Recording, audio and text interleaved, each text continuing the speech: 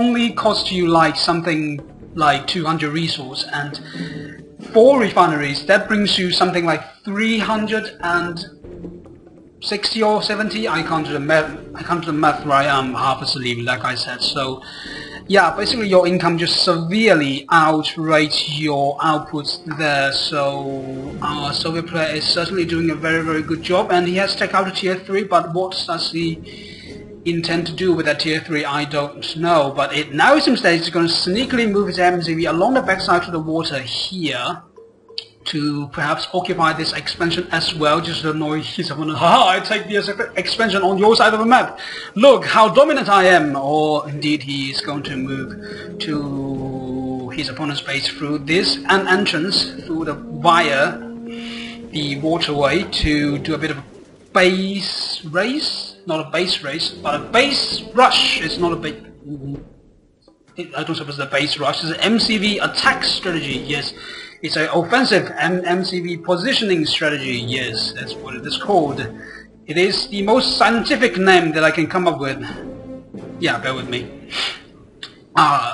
We see that the Allies player has been successful with the effort of pushing back the infantries, although I think the Soviet player might well be just changing the angle of attack here, since now his opponent has built a multi-gunner turret at this particular flank of his base, so he's just looking for another point of entrance, just to look to waste some more money for his opponent, so to delay his attack and anything and everything else actually as long as possible with this very, very cheap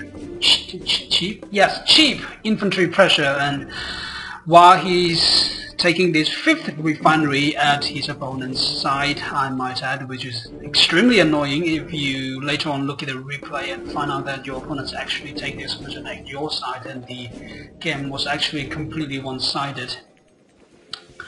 So we can see that this infantry pressure has been very, very successful. The number of infantry is just overwhelming for the Allies player to deal with here. The Vid-couch are just too deadly for this multi-gunner turrets to deal with. Yes, the awesome liquid from Mother Russia, indeed. Ah, delicious. Bring back so much memory. I'm not Russian, by the way, and let's go back right into the game. Finally, our Allies player has spotted this MCV here. One has to assume that he will be able to see this MCV here, because now it's been brought up to yellow. The only viable explanation for that is being taking some aerial bombardment, and now trying to take some torpedoes as well. 2 ACVs has to move inside over to the water, trying to kill off this MCV by themselves with their torpedoes and anti-infantry guns. However, we see the Soviet player is indeed going to do a base attack here, a offensive MCV attack. It's going to play whereby you place your MCV very near, or indeed inside almost, of your opponent's base, and build defensive structures to take offense on your opponents and use them to attack his structures. And once you have enough money to support that, and in the case of Soviets, once you have the money and the tech, which is tier 2, the super reactor to support Tesla coils, that will prove to be extremely annoying and extremely hard to deal with for your opponents. I'm sorry, I thought someone was at my back here. I'm actually still in the library. It's another day. It's not the same day as the last replay, but I am in the library, so sometimes I do have to watch out and keep my voice low. But enough of that nonsense. We see that the Soviet player actually misplanning a bit. He has not produced a war factory, so he has no means of reproducing his MCV or indeed any other structure here. So all the things that he has now is only infantry. The only attacking units that he can produce is infantry. So we'll see how good he will be able to use that. He has been using it very amazingly, but I don't think that will be enough for the air build that's coming from the Allies player. The Allies player is actually going to make an amazing comeback here. Oh my god, the Allies player now has 2 refinery ups, which is well, no match economically for your opponent's 4,